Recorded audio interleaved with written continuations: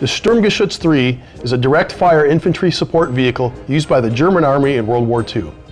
It was a result of lessons learned in the First World War for the need for pinpoint artillery fire to break up enemy strongpoints such as machine gun nests and fortifications encountered by the advancing infantry.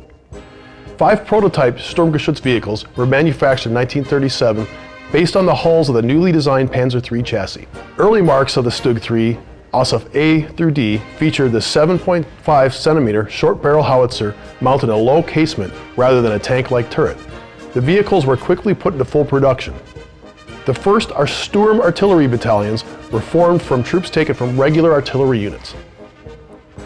The StuG III first saw action during the invasion of Poland in 1939 and continued service throughout the war.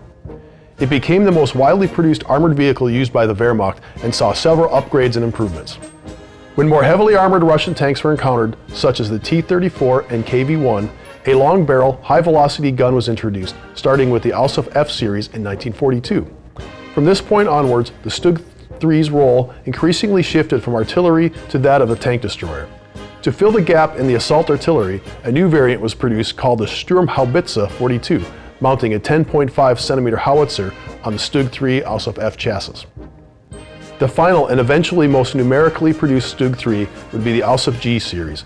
It had an enlarged fighting compartment, better armor arrangement, and the addition of a factory-installed defensive machine gun. The Ausf G variants were the first to receive additional spaced armor plates called Schürzen hung from the sides of the vehicles. These were to protect the vehicle from anti-tank rifles and shape-charged projectiles like the American bazooka.